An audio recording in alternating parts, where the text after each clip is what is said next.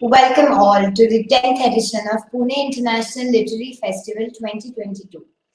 We will be now starting the discussion Smashing Patriarchy or Recoloring Feminism. Kiran Manral is an Indian author, columnist, and mentor. She's published books across genres in both fiction and non-fiction. She writes in Mumbai. Today, she wears many hats: journalist, documentary filmmaker, author, and writer, researcher, television professional, and creative producer for feature films. Tanushree Poddar, 100 travel tales, 16 novels, and a bag full of dreams is her. An adventure stories dabbled in many genres like historical literature, romance, and paranormal. I now request Tanushree to begin this thrilling session. Thank you. Thank you, Rucha. First of all, thanks a lot to Pune International Literary Festival for this lovely opportunity to discuss a very, very important and a very, radical subject because it's such a touchy thing for some people and for some it is a different thing. And it's very nice to be in conversation with Kiran Manral once again and Minnie Vaid. Unfortunately, Kavita Kane has not been able to join us, so we shall miss her. And thank you everyone who has joined us to listen to our views on the subject. We're talking about smashing patriarchy. To begin with, let me just begin with a little thing that I discussed this morning with someone who's decades younger than me. That lady or girl or whatever you say is in mid 20s, and her opinion on the subject was an eye opener because there were so many things I didn't know. For instance, she pointed out that, do you know that seat belts are designed for men?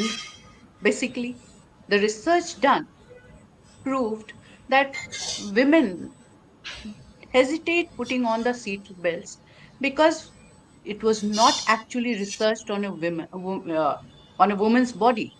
So it's not very comfortable, and many of the accidents that take place, they have found that the women were not wearing seat belts because they're not comfortable with it. Then the other shocker was that most of the medical research is done on men. So it must be something harrowing for a woman when she finds out that a certain medicine does not suit her body because it was not designed for a woman. It was not researched on a woman. And there has been a recent ruling that the 50% of the research should be done on women. Then there was yet another shocker, which came in the form of knowing that women soldiers do not have a bulletproof jacket designed according to their body shape.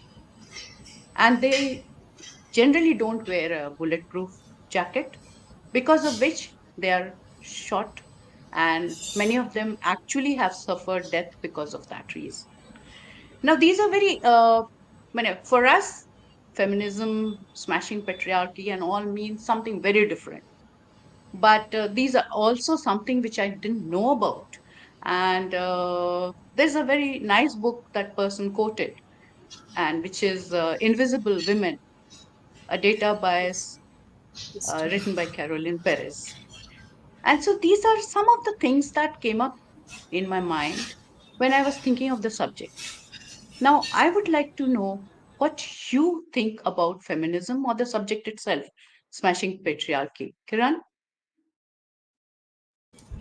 So I go first. Okay. What do I think about the subject? First of all, thanks everyone for having me here. Thanks Manjari for inviting me. And so lovely to be chatting with old friends Minnie and Tanushree on this subject, both of whom are very strong women and have made their mark in their respective spaces. What do I think about feminism?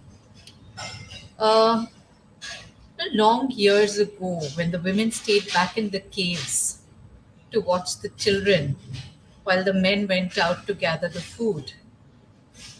Perhaps that was the start of it all because during that phase, women were dependent on, the males to bring back food and sustenance and also provide for them and the young infant until they were able to forage for themselves. Then, of course, you came along ownership of land, ownership of property, and the necessity to. We know all this. I mean, I'm just repeating stuff that is obvious, but I just thought it would be a good reminder that it came about because you want to know the parentage of the child. You need to be certain about the parentage of a child if you're passing on property. Therefore, the institution of marriage, therefore, the paternity laws, therefore, the entire thing about women being confined to a home and a domicile where the men have the authority over her. That is the father before marriage, the husband after marriage, and in her old age, when she's no longer reproductive, she is dependent on the son. Feminism has come about from this phase in a woman's entire journey through existence that made her a secondary person. Feminism came about as a reaction to not being allowed in education, to being treated as property, to being thought of as an inferior being. You know, for a long time in history, Virginia Woolf said Anonymous was a woman. So women's voices and women's needs and women's desires were always subjugated to the male prerogative, to the male dominance. And feminism came about from women saying, no, we have equal space under the sun and we are going to claim it. And it's been a tough battle. We're still fighting it. We all know in countries that we consider first world countries, women are still being. Don't have the right to their own bodies and agencies to reproduce. I mean, what is happening in the US right now is shocking. So it's a battle that is ongoing. It's a battle that will continue. And when somebody says I'm not a feminist, I say, what is it about not being a feminist that you don't like? Do you not like the fact that you're educated? Do you not like the fact that you can vote? Do you not like the fact that you have the right to property and not being treated as chattel? Tell me what you don't like about feminism, and then we'll talk. I think people are threatened by it, and that's why you get that response. I also get it quite often. Uh, so, like Kiran, I'd like to actually just echo her intro, which is that it's great to be here. It's great to be, back at the Pune Lit Fest, which I've been attending, I think, almost for the last 8 years, as and when I had a book, and sometimes even when I didn't. So, Manjari is a rock star, and she's really, I mean, this is the 10th year, and it's just fabulous. And so good to be talking to Kiran and meeting Tanushree for the first time. Great. For me, women empowerment has been recurring kind of theme, not just in my books, but in the films I make also. And there's a film I remember which I made on women self-help group workers in tribal Andhra Pradesh. And it was a long time ago, almost 20 years ago, and I still remember the passion with which those women spoke, and just their walk, their stance, the fiery kind of way of talking. And in that, there's a shot in that film where these women, because of the self-help groups that they all belong to, made sure that their husbands gave up drinking. And finally, there's the main protagonist of the film. There's a shot of her, actually, because she was the president of the self-help group, doling out salaries to the men. So for me, that Wow. was an image which stuck, and then everybody who saw the film was really kind of cheering that particular moment. So yes, it's been a recurring theme, and so for the first time with Fateh, I started I mean, this is my first attempt at fiction. Though again, the commonality is women empowerment. So I was just to sort of take this a little bit forward on why I did this book. Um, I was attending the Khushwant Singh Lit Fest in Kasauli, and with my last book, which was Women Scientists of ISRO, the ones who did the Mangalyaan mission. And again, that's like shining a torch on women doing careers. I mean, making it really big in completely male dominated areas. So space, nobody had even heard of women scientists till the Mangalyaan mission kind of brought them in the spotlight. Also because ISRO opened up for the first time and let people in, and sort of had a Facebook page, had a Twitter page. So I was speaking about the ISRO women scientists at Kasauli, and to a crowd which was very alien to me because largely an army crowd, and I'd never really had any interaction with those people. So it went off very well. Everybody asked the questions. Baad mein, there was a general who was part of the audience, and he said, it's very good you're focusing on these women, and how they battle and their stories of courage and resilience and all. But what about the Veer Naris? Now, I had never heard this term earlier. I mean, okay, war widows, you have a kind of idea in your mind, but Veer Naris as a badge of honor, kind of a thing. And he said there are lots of stories of immense courage and fortitude and battling patriarchy, exactly. And so that was the starting point. And then he told me a story about this particular lady on whom it's actually narrative fiction. Fateh is narrative fiction. It's based on a real life story. Almost 75%, I would say, is what happened to this lady. And so he started telling me about her. And while saying that, he's a two-star general in the army, he got really emotional. So that, right when I was listening to the story, it clicked, and I said, okay, one must explore and see what the story is about. But also the contradiction of a heart-bitten army general really getting emotional about the story. And that's how I started researching it.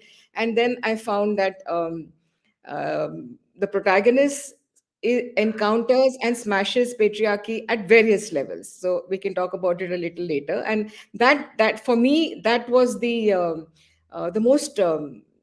most powerful thing about her, is that she doesn't give up. It's a classic fight back story. She doesn't give up, and she that reaches her own fateh at the end, which is victory. I'll come to the books in a couple of moments and Sure. just sort of heating up the discussion. So, your example brought to me another example that I have personally seen when I was studying in Shillong. Shillong is Meghalaya, where there is matriarchy, Yeah, cool, yeah. and the women are very strong. You go to the Bada Bazaar, which is the Yeah. main market, and you'll Mm, find these women, well dressed Khasi women, genteel women, and they're all reading newspapers.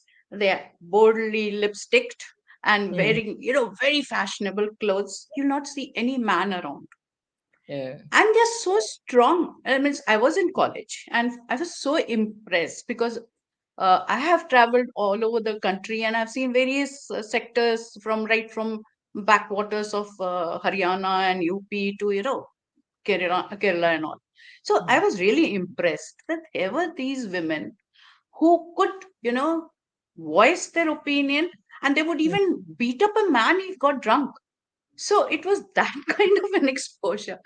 yeah. And I mean, it's just an interesting anecdote. But the basic thing is that we have had very diverse kind of experiences, if you see, all around the country. There is Kerala, where it used to be strong matriarchy, but now you hear so many cases of rapes, molestation, and all kinds of things. Are we regressing or are we advancing?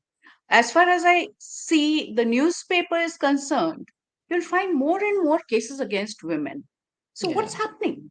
Are we really becoming aware, or are we, regressing and getting under the thumb of the old patriarchs and again, getting into the same rigmarole? And this, I'll just take another minute to tell you another point that I feel, that's my personal view, that feminism to different class of people in our country means different things. Yeah. For a women, for the women of the very low poor class who are actually working in households and all, it means a very different thing for them. Because I just will give you one instance where my maid, she's a Muslim, and her husband, who used to drive an auto rickshaw, he used to come home and beat her every day and every night. It is the same old story in most of the households. Though the women are earning, but they get beaten by their husbands who are actually blowing over the money. He died. He died due to whatever liver cirrhosis, she says. She says, I was the happiest that day. I felt totally unshackled. Now, coming from her, it's a very big statement. Yeah. So I would like to know what you think about this class thinking where the same subject is concerned. Kiran?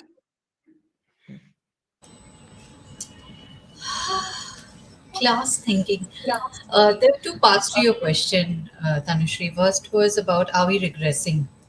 Are we going Mm. back? And then there's this class divide in how feminism is perceived. Are we going back? Are we regressing? I think it would boil down to the fact that, are we raising our boys well enough to meet the girls we are raising today? I don't think the messaging to the boys has changed while the messaging to the girls has changed drastically. So the boys continue.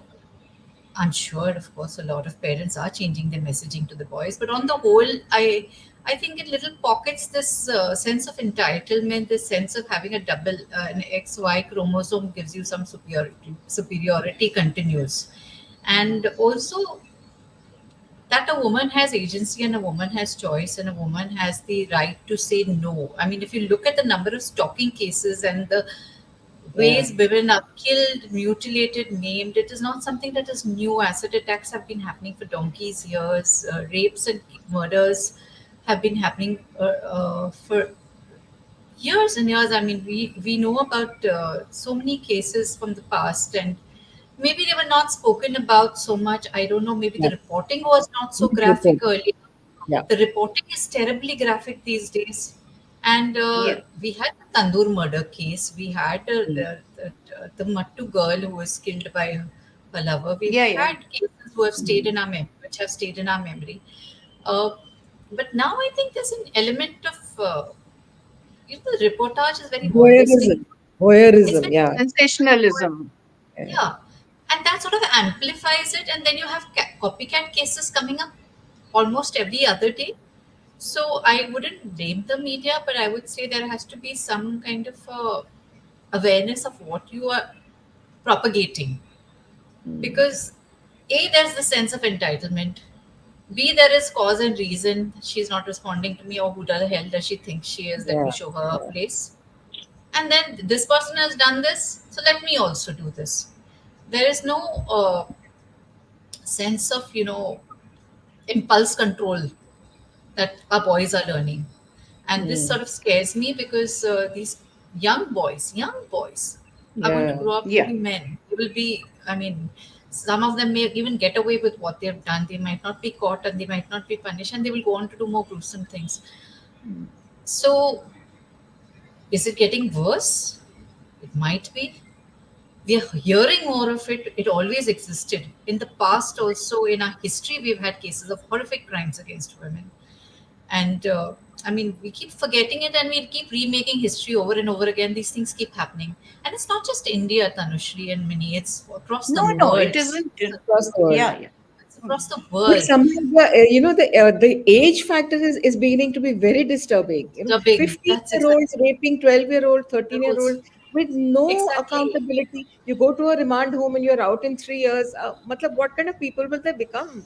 Yeah, Exactly my Right? yeah. fear. And then the fact that society itself, I mean, we ostracize these people when they've committed the crimes? It Yeah, begins we with a should be. boy teasing a girl on the road, Yeah. right? Do the parents pull him on, put, and the mohalle wale, whatever, put that person straight then and there, and take him to task? No, boys will be boys, goes on. Yeah, Then it exactly. Yeah, encourages, that's the and thing. it sort of snowballs into worse crimes later on. So I think a policy of zero tolerance in society is what we need to start propagating. That Yeah. if you are misbehaving with anybody, a girl, a woman, a child, whatever, sexually, behaviorally, anything, misbehavior, I think is what we need to be, a more civic society. Having said that, Japan is one of the most polite societies, and they Yeah. have horrific crimes. I had friends who have lived in Japan, and they say the men came home by 6 o'clock, and by 6:30 they were beating up their wives. You could hear the sounds. So it's not Mm. like, and you read it. I mean, I'm not saying that this is. I'm not making a generalization. This is just anecdotal, a statement that somebody told me. But it's. I don't know honestly where we can go and how we can educate our boys. But I think it needs to start from the home, from every home. Yes, and from every absolutely. parent.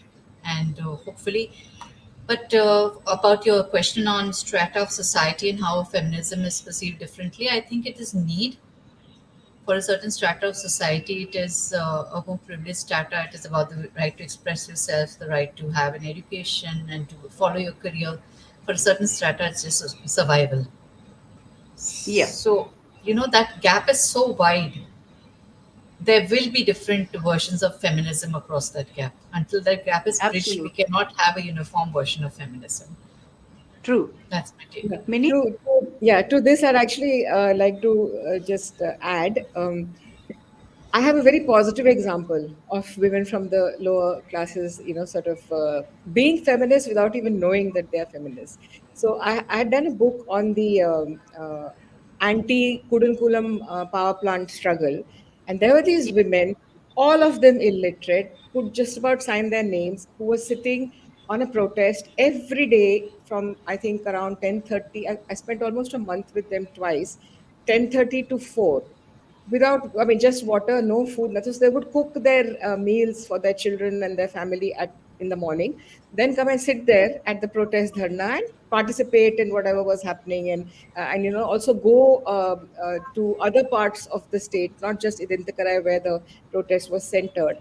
And they did this for, I mean, 2.5, 3 years, and they weren't even aware that what they're doing is feminism. They were like, okay, you build a nuclear plant in our backyard and you don't consult us, and then you tell us it's safe. So a very interesting thing one of them told me was, why don't you come and live here? That's what they wanted to ask the ministers who came, and even the former president. I won't take names, but it's pretty obvious who. So if there was not, there no consultation happened with them, so they took it upon themselves that if we don't protest, then our future generations, who may be born maimed or disfigured or this, that, and the other, so who's going to speak Absolutely. for them? And they took it. So the men were not part of that protest. They came much later, the fishermen, because it started affecting their livelihood. But the first Hmm. response, the longest response, and the strongest response was the women, Came for and women. all illiterate women. So even in fact, That's such a nice. for the book launch, we had Nandita Das and Kalpana Sharma and all, but I called two of them from Tamil Nadu. I said, I'll pay your fare, just come. And believe me, they got a standing ovation. We had a translator, of course, they spoke in Tamil, and they overshot everybody else, and they got a standing ovation. So they do understand the issues. It's just that we don't find enough of these cases to shine a torch and just sort of say it's Yes. happening everywhere. And about the first part, what Kiran was talking about, I think there is some kind of legitimacy that is happening now to all these crimes against women, because how else will you explain two 14-year-olds, one and two others keeping guard? I mean, I just read about it 4 days back, and raping a child in a classroom, in an empty classroom, and there is no response. There's no anger. There's no kind of rage Exactly. among. Hmm. It just let them, because you see so much of it. And I mean, this Aftab case is just going on and on and on. Every day in the paper, a new detail, a new gory detail. So we're just Hmm. focusing, the media is doing it, but we're also reading that. And we're focusing on the gore, and the, the really voyeuristic, abhorrent behavior, without asking questions about accountability.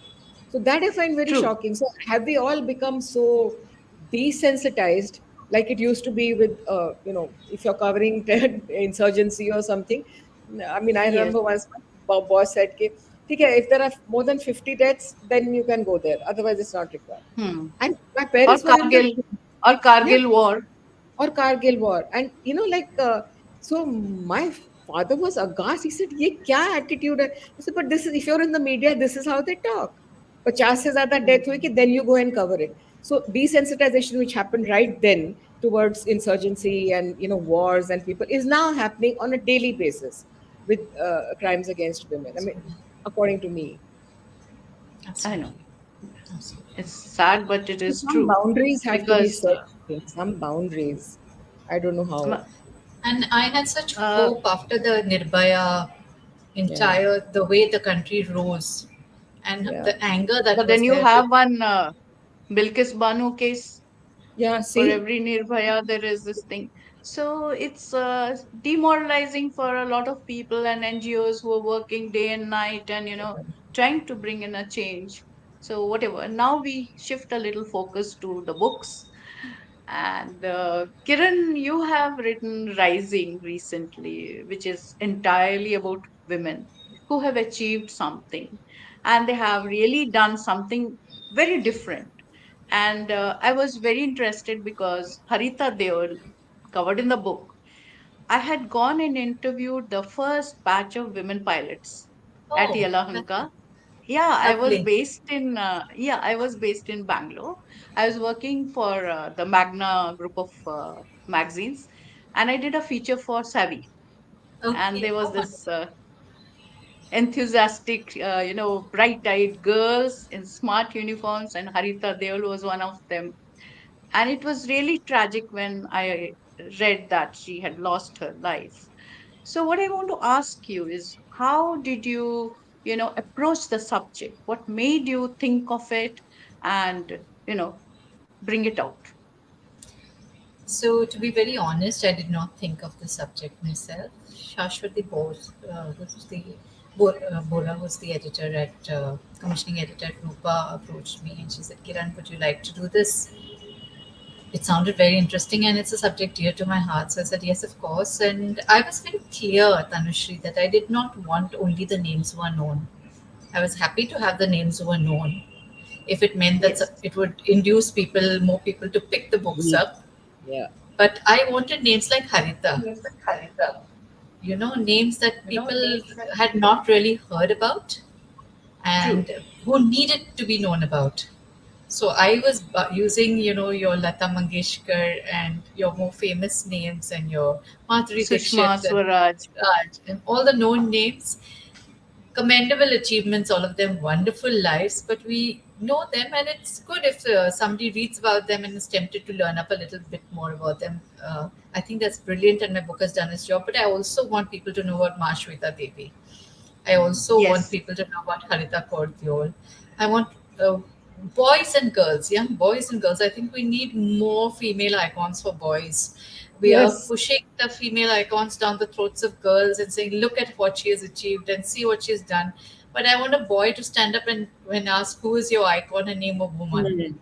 and not Mm. his mother. I mean, his mother Yeah. can be definitely his icon, but other female icons apart from Correct. his mother. Very good So, point. Very good. so I want more women to be thought of on par with the male icons. We have enough and more male icons out there, and we're teaching enough and more about them in our curriculums and in our popular culture. They're being lionized enough. But women, I mean, we need to talk more about the women who have done things, and this was my little attempt at doing that. And Rising Absolutely. And I 2 think you is, did a wonderful job of the whole thing. And, thank you. Mahashweta Devi is such a big name in Bengal, but not all over the country. And what she Yeah. does is, as a social reformer, that's not known at all because she doesn't Absolutely. really talk about it so much. So I think it's a very wonderful idea and the way you brought it out and, made the list a comprehensive list which focused on various, women from different walks of life. Now, coming to you, Minnie, you have done a wonderful job too in Fateh. And Thank as I understand, you have no military background and None. you're totally None. Yeah. a total civilian. And for Yeah. you to attempt writing something in that genre must have been quite challenging Yeah. because, like, I wrote Girls in Green and I knew Yeah. fairly good amount of military, and yet I traveled twice to Chennai to, Yeah. Yeah. find out more. So, how did you go about the whole thing? Actually, since I had a zero sort of exposure to the army, it was perhaps a little bit easier for me to write it as fiction. Had I written this as a non-fiction book, then yes, the pandemic also happened soon after I met this lady, and so after that, all the conversations, everything happened by email, phone calls, and WhatsApp chats. But if I was writing non-fiction, then yes, I would have just pushed it for another 2 years till I could go and travel and get that. And actually, Fateh is more a fight back story. I mean, the army is the backdrop, and it's a very important backdrop. but it is a fight back story. It's a story of, resilience, courage, survival, all of the things that are very attractive to me. Anyway, I've been writing and making films about such people. Also, when I met this lady for the first time, and heard her story of the transformation from um, wanting to join the army. So that's patriarchy at one kind in her house, where the father said, "Yes, yes, you can go to college, beta, and sort of follow your dream." And the mother is constantly saying, ultimately she has to get married. Why are you sending her to college? It's a rural Haryana is the backdrop, which is actually what it was. And so this girl goes with a lot of hopes and dreams, goes to college and aces everything, becomes an NCC cadet, again aces all of that, and comes back really enthusiastic about wanting to join the army. And the father says, "You're going to get married." That's it, plain and simple. Mother also supports him. So the patriarchy happens first in her parental home, then after she gets married, and then she's widowed because her husband is martyred. Then it begins in a much bigger scale with the in-laws, where she's treated like less than dirt, because now her protector is not there, and these her in-laws say that, why would you need a degree? You just have to do literally the household, the things that you see in bad Hindi films, making somebody do the chores, and saying, okay, sister-in-law coming and saying, now you don't need to buy new clothes for your maternity thing, here are my leftovers. So that actually happened, and the lady officer who I spoke to, she said that was the turning point, where the lady, her sister-in-law told her, "ये तुम्हारी औकात ये है अभी." Okay, I was shown my aukat, and that's where I said, I'm an educated person. Why should I put up with this kind of thing? And then the fight back. That's the like a transition point, and the fight back begins. And she manages to deliver her baby under great sort of very bad circumstances, and then decides to join the army, and goes to OTA, and that entire OTA, Officers Training Academy in Chennai, is literally what she described it to me as, and also what research I did about it. And I was full of admiration and awe, not just for the fit mind, fit body thing, which, anyway, I really admire people who are physically fit, because I'm not myself. It's like an ideal. And so the twin motives of fit mind, fit body were intertwined so well in OTA, and also the discipline, the ragada. So she went through all of that, leaving a little, not even a year-old Baby. baby with her mother. And Mm. that to Mm. me spoke of courage of a very different kind. So, Yes. and being the only odd man, odd woman out rather in the academy, because everybody else was young and, no attachment, nothing, no small child to sort of grieve over, nothing. I mean, so no husband, dead husband to grieve over. So they were starting with a clean slate, while she had such a bad history. And yet she decided that, no, I will face whatever ragada I get, I'll do everything I'm asked to do. And then she, gets a gold medal. And when her parents pick her, that's like a turning point, and then okay, this is her Emotional. fateh. Mm. Yeah, this is her fateh. Mm. So No, mainly, it's a very moving kind of a story. And just a little bit of information that I would like to share is that at least her husband was an officer. In the yeah, army, we have yes, yes, Jawans correct. who come from absolute rural background. And Mm. we have had cases where after the death of the son, the in-laws try to grab the entire whatever Yes, benefits, yes, and they try to correct. shoo away the girl. So it Yeah, is considered the commanding officer and his wife's duty to get a yeah, will made to yeah, advise the Jawans and even correct. counsel them, Yeah, and yeah. thereafter fight and be with the young bride Mm. and get her all the Yes, benefits. yes, So you can yes. imagine what kind of problems they have to suffer apart from Oppression. losing the husband. Absolutely. No Absolutely. financial, they are the family tries to deprive them of that. Yeah, So it's yeah. the same old story elsewhere also, when Absolutely. you had patriarchy, where even Punjab, the boy dies and the brothers Yeah, yeah. get This is called married just one for is called chadar, protecting. and this is also something similar. Pallu Yeah. Chahana in Haryana. Correct. So we have such examples of all over. Correct. And what do you think about, Kiran? What do you think about this aspect of the social fabric? if the husband dies. I know we are moving a little bit away, but we are still in the range of the patriarchy, the society. So when the brother feels that he has entitlement over the widow just because of the property. So it all boils down to the same thing, right? It is property and it is ownership and it is the woman's Yeah. complete lack of rights over property. And this is Absolutely. socially endorsed and this has been coming down since centuries. And it is only now that women realize, and even the law has allowed women to be inheritors of property, paternal property. And the fact that joint families, which is very much part of our culture, do not recognize a wife's individual right to her husband's property because it gets. Has my screen frozen or am I audible? Yeah. Little bit. No, no, I think it's a little bit of Yeah, I am. internet Okay. problem. Okay. Can you hear me though? Yeah, we can hear. Yeah, we can. Hello. Yeah. Okay. So Yeah, yeah, I think the you're fact that audible. a woman's rights to property. Yeah, lovely. Thanks. A woman's right to property of her husband in a situation where it is a joint family property is still under debate.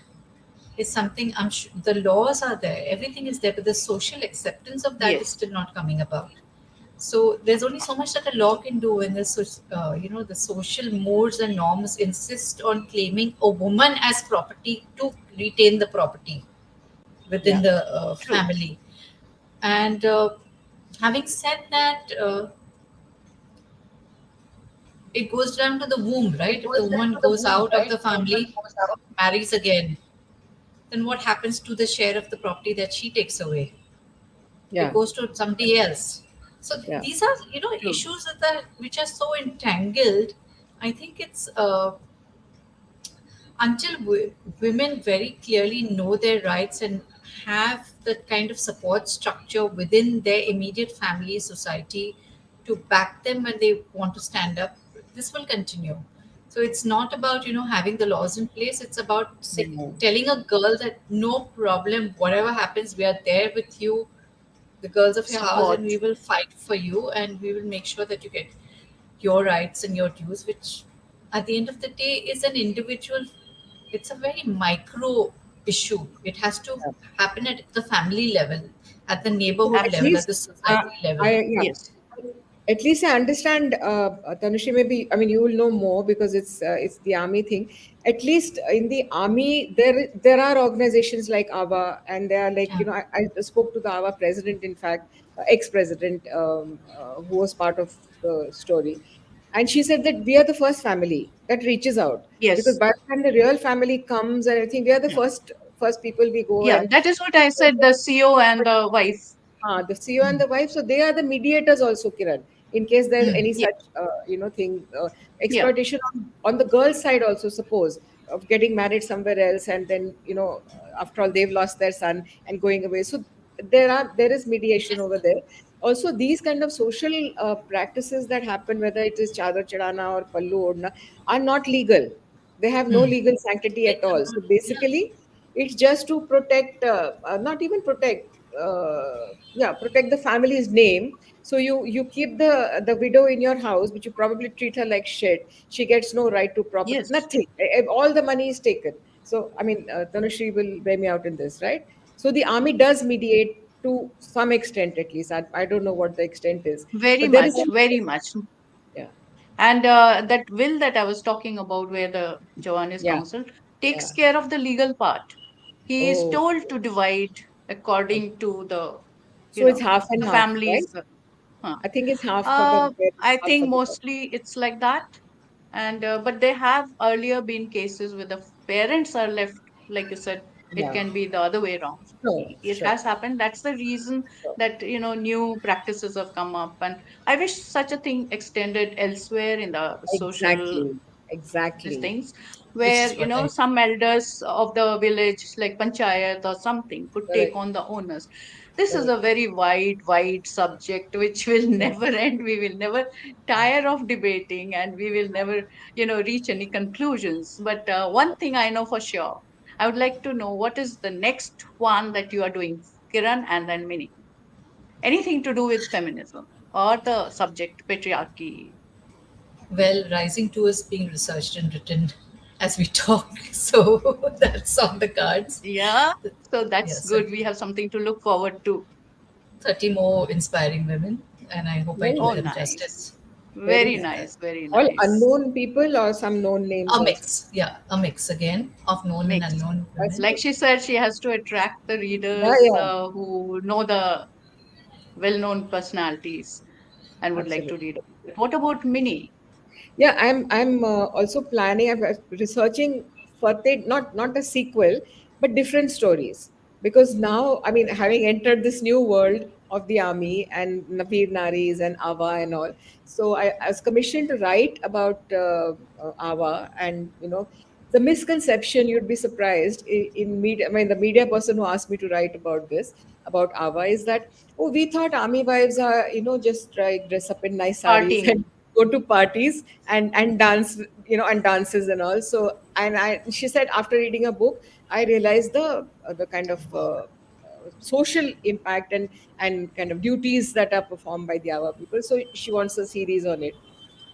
So In that's for fact, that's a myth that army women do this and just enjoy and gossip and all that. But the yeah, kind of yeah, responsibilities that rest on us, correct, especially correct, during the battles when the men folk go to the front, it is yeah, the yeah, wives, the officers' correct. wives, the CEO's wife who take charge of the women, you Hmm. know, to keep them going, boost their morale, Yeah, see what they need. So there's correct. so much work that goes behind the scene. Of course, we are unsung warriors. Hmm. So as Yeah. usual, no one knows about all No, that. So and they think we misconception. Nah, dress in if people chiffons really, and dance. yeah, exactly. If people really think that army wives do that, and in fact, she was suggesting a title of the fabulous lives of army wives or some such Oh thing. I said, Lord. please, Please, let's not go there. please. Let's not go there at all. The Let's kind of keep it. trauma we suffer when our Exactly. men go, I know. it is just, I mean, we talk about mental health all the time. I wish Yeah, someone would do a book about that. I will love I it. wouldn't like to do it because I'm personally, so close to Yeah, the subject, but yeah. maybe Yeah. Kiran or you can do it someday. Yeah. What goes No, on actually? mental health is very much a part of Fateh because she's the protagonist, is asked to be strong, be brave all the time, like almost every third breath, and that is why she becomes so stoic, never showing a reaction, never being emotional, never allowing her child, her daughter, to be like that because she doesn't want to repeat the cycle. So yeah, So it's a bottling up very the emotions. exactly, bottling up, and finally at the end, you say that there are two journeys. So one is the outward journey from widow to officer, and one is the inner journey from repression, stoicism, control to some kind of happiness. So I am planning a sequel, but not of this series. Other cases. I've got lots of really good cases in the army. Good, So, good.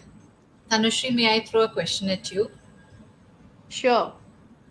So, Tanushree, I've been following your books with great interest, and our topic is about patriarchy and about feminism. And you have crossed genres, you have written about the army, you have written horror, you have written yeah. detective stories, and they are all very non women writers. We are boxed into this thing that Oh we should yes. write romance and chick Yeah. lit. And so, do you think this entire it's not very far from our topic, but do you think this entire assumption that women should write on softer subjects is Mm. outdated now and people need to throw it out of the window? I don't know why that assumption is made at all. Yeah. Absolutely. We are sensitive people, thinking people. We are just as good as the male writers. So why should we only write on soft emotional sobs of subjects and romance and all those kind of things? I really never felt the need to do that. But then again, I have always lived a very very different kind of life. I've been a tomboy all my life, and that also, by the way, it comes out of a little patriarchal, bringing up, in the sense, though I was brought up in a very liberal family, I didn't know what is patriarchy, feminism, or whatever. We were treated equals. But my father always regretted having daughters, never a son. And perhaps that made me become more boyish, doing all the kinds of things that men did. So unconsciously, I adopted the mantle of the son, being the eldest. And it lasted for a very long time, let me tell you. I was not conscious of it till I really, at a much later age, I think, I realized why it was happening. So, we all have certain circumstances under which we Yeah. behave and react, and they mold our thinking. Absolutely valid. And looking forward to more wonderful ghost stories from you. Hmm. You know me, I'm a maverick writer. So I move from one genre to the other so quickly. So I think for the time being, ghosts will have to rest. Okay. Rest the ghosts. Okay. Yeah, absolutely, for some time. But then again, I think, I would be very bored writing in the same genre all the time because I fear one thing. My biggest fear, if you ask me as an author, is that I'll repeat myself. Hmm. And I feel if I keep writing in the same genre, somewhere or the other, my thoughts will get interlinked and I will be repetitive. And that's the reason I hopscotch and jump from one to the other. Maybe I come back again after a longish period, but I have experimented with the other genres in the meantime. So I don't fear repetition after that. What about you, Kiran? You've also done something of the same sort. You have, dealt with mental issues and lots of women subjects. Probably the same thing, but I do repeat in the sense, I have a character I'm totally in love with, and she's K. Mehra of the, reluctant detective in the Kitty Parton murders. So I keep writing her because I She's a like, delightful protagonist. Let me so compliment you on that. thank you. And she's like a mirror to all the women who drop out of the workforce because of childcare and are educated but have the privilege of not needing to earn a living, but yet you know need some purpose in their life. So there are layers and layers to that. On the surface of it's a comic mystery and it's a laugh out aloud, but then she's battling with so many insecurities. And if you peel off each layer to her life, it is the New incestuousness of a story. gated society, suburban gated complex life. It's the workforce and finding yourself. It's about bringing up a child, right? So there are layers and layers to K Mera. So I think she's reflective of urban Indian woman in some way, I I hope. think we all have layers within us. Yeah. And if I would like to, mention one little point here, just like I spoke about speaking to someone in the 25 age group, I also spoke to someone who is in the 50 age group. And guess what she had to say? And she is a very highly educated and a very, well to do person. So she has this to say: feminism is, a drawing room discussion for most women. They Ah. do nothing about it. They're the kind who have a, glass in the hand, a wine, and, a cigarette in the hand. And I hate this talk about feminism. Now, that was a very, very drastic statement coming from someone who I thought very, very highly educated and very successful woman, doing very well. And she is in a male dominated area too. So, what do you say, I'll Minnie? let Minnie take that. You must have come across something like that.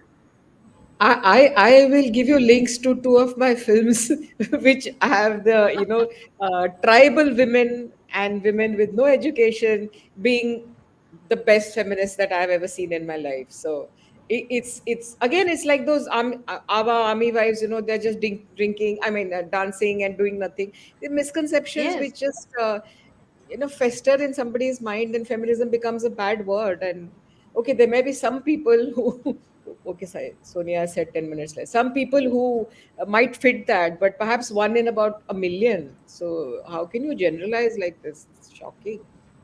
Shocking. absolutely. But I've met So, many feminists who are uneducated and tribals, and really kind of would be the backbone of the movement if they knew that this was a feminist movement. They don't even know. so It's in part of short, the. snappy, just two words. What is patriarchy to you? or feminism rather to you? Just 2 words. Two The words. ability to voice your own thoughts without any kind of suppression or fear or a second thought. So in Kiran? that sense, freedom. Okay, sorry. So I'll take Kiran? 3 words: to be equal to men in all ways, in every aspect. I mean, I'm going beyond my 3 words. It's just a complete equality with men. Yeah. And I would say a choice over mind and body. So, Absolutely.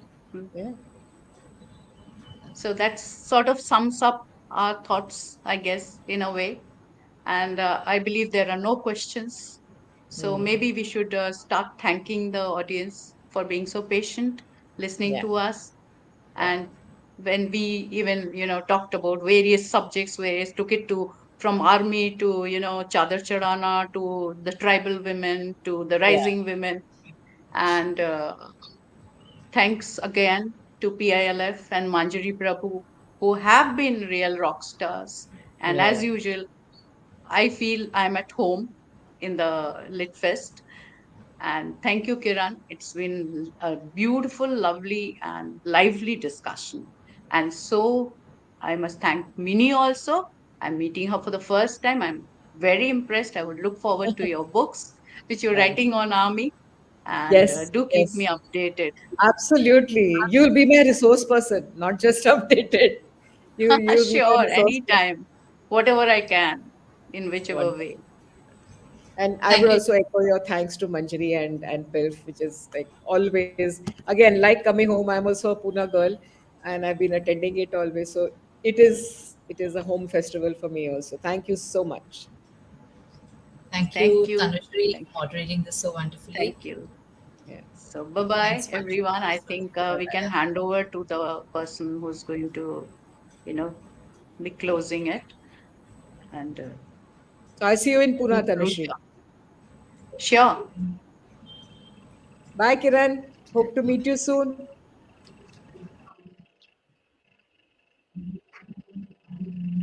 That was such a lively, fascinating, and refreshing discussion. We all thoroughly enjoyed it a lot.